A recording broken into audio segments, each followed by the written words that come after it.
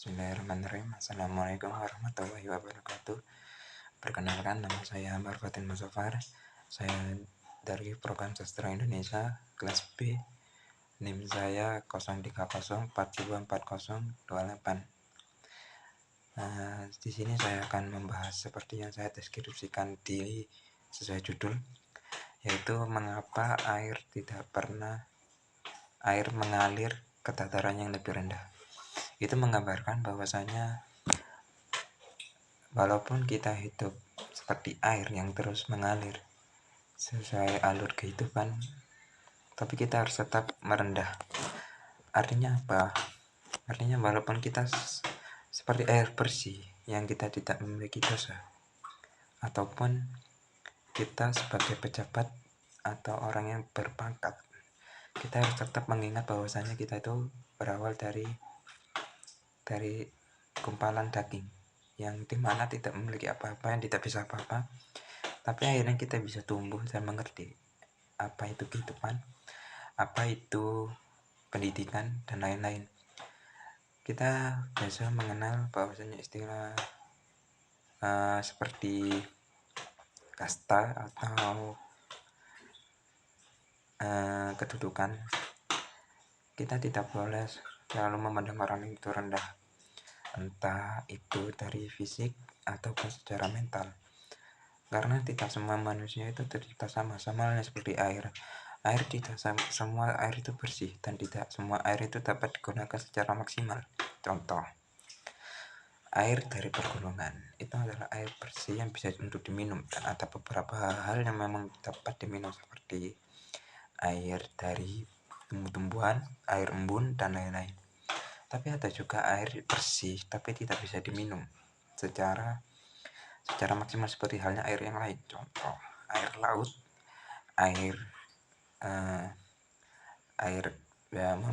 air kotor seperti air peceren atau air got, dan lain-lain.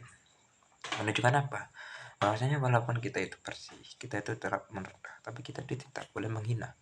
Kita sama-sama tercipta dari gumpalan yang seperti saya jelaskan tadi, gumpalan daging yang tercipta, yang terbentuk, akhirnya menjadi sebuah bayi, dan akhirnya menjadi seutuhnya manusia yang berakal dan mengerti. Berawal dari tidak mengerti sampai hingga mengerti itu juga memerlukan step by step. Sama seperti air tidak mungkin langsung jatuh kepada daratan atau suatu tempat ketika dia belum melewati suatu hal. Ketika dia seperti air dari gunung ingin turun ke sungai, maka dia harus melewati jalan, melewati tanah, melewati beberapa hal yang dimana kita itu tidak bisa mengerti. Contoh, air yang mengalir dari atas tidak mungkin langsung jatuh ke bawah kecuali tanpa adanya suatu hal. Kalau kita menggambarkan itu, semua itu butuh proses, entah itu dari finansial ataupun secara dan lain-lain lah, gampangannya seperti itu. Kalau kita bicara tentang sosial, ya itu tadi adalah istilah. Sekarang kita bicara tentang sosialnya. Apa yang dapat diambil dari pepatah tersebut? Air selalu mengalir ke bawah, bukan ke atas.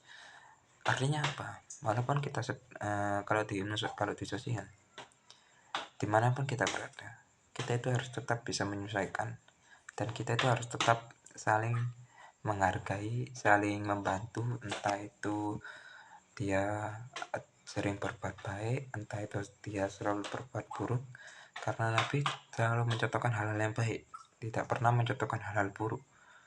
Walaupun ada suatu kekhilafan atau kesalahan, itu tetap berdampak positif. Contoh, tidak mungkin Nabi itu melakukan perang ketika Islam itu tidak terganggu secara fisik. Tidak mungkin ada namanya perang Badar, tidak mungkin ada namanya perang Uhud, dan lain-lain, perang-perang yang lain. Tujuan Islam untuk perang itu juga memiliki banyak sangat-sangat ketat syaratnya. Bahkan banyak sekali aturan seperti tidak boleh membunuh perempuan, membunuh anak-anak, sampai tumbuhan pun itu sampai diperhatikan dalam Islam. Menunjukkan apa? Kita itu diciptakan untuk berpikir. Kita itu diciptakan untuk selalu agar kita selalu diberikan kerendahan hati, agar kita dapat dipahami oleh orang lain dan kita bisa menghargai orang lain.